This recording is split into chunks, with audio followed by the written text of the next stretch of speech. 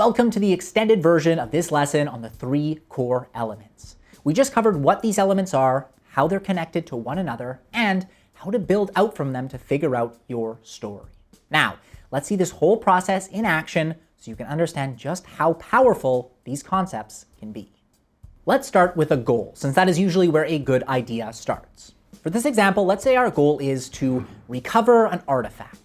As mentioned in our lesson on the goal, we could make this more specific. So let's adjust our goal to recover a priceless artifact from a notoriously dangerous criminal before the museum it was stolen from is set to open.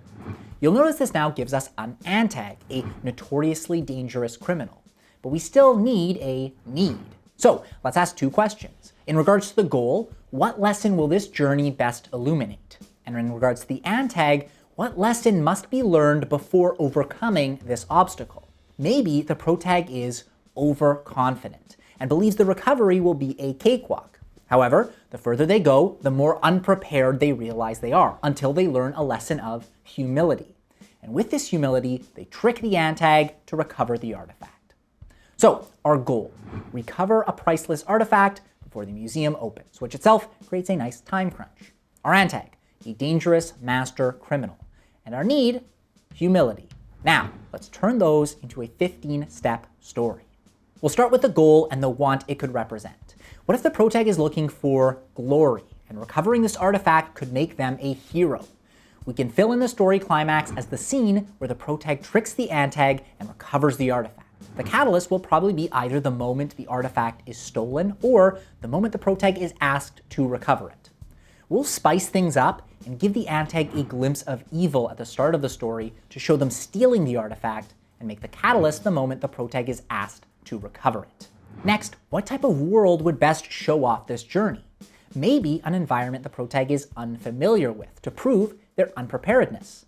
Let's say another country, like France, where they don't speak the language. This will give us our outer gateway, which will be their flight to France. Next, what is the worst thing that could happen? Let's say the protag is captured by the antag and left for dead. This will be our moment of peril, which also includes an element of death or near death. Now, what would a big step towards the goal look like? Let's say the protag only knows the antag is in a French city, but not the specific location. The midpoint could show them finding the master criminal's location, a big step toward their goal. Next, what would success and failure look like in this new situation? Well, the protag could put together clues to figure out the master criminal's location, which could be a good success to put in the uphill climb, but their overconfidence could lead them to give away their objective, a great scene for the downhill fall. That could lead to their capture in the moment of peril. What will they need to learn in this new situation? Well, they don't speak the language, so a new character could be a translator, who the protag thinks they are too good for, and they must learn about how to navigate the underground of a city that is controlled by the master criminal. So these are good scenes for the testing phase. Next, what will our protag need to prepare to finally achieve their goal? We know they'll use humility to defeat the master criminal, so let's say they need to reconnect with their translator in the final plan to ask for their help in the story climax. This is a good gathering of allies. Then they'll need to travel to the master criminal's hideout, which is expected in the final plan. We can go back to the worst place they'll be in after the moment of peril, and we'll say that is almost dying in the sewers, which also has a nice underground motif for the lowest point. This is our rock bottom. As for what kind of dangers the new situation holds, we can use the hesitation phase to warn the protag of all of the master criminal's danger and control over the city. Lastly, we'll need to introduce the protag, including their overconfidence and want of glory, in the setup. And we'll probably want to show the artifact returning to the museum and the museum opening with a ceremony in the aftermath. Now, let's really integrate the need. We know the need is humility, and the flaw is overconfidence. We know the epiphany will be the moment the protag realizes this need, which happens at the end of the rock bottom. So we'll say our inner gateway is the protag remembering how the translator was right and how maybe they should listen to others. So they embrace humility, escape the sewers, maybe by using a tool they suddenly remember the translator giving them, and head into the final plan. We know the protag's overconfidence should hurt them in the downhill fall, so we'll show them trying a brash plan and giving away their cover, leading to their capture. Next, we'll make sure they use their humility to find success in the story climax. So we'll say they walk in through the front door to accept defeat to the master criminal's face, allowing the translator to pull off the heist. And of course, as mentioned, we can show the flaw of overconfidence in the setup.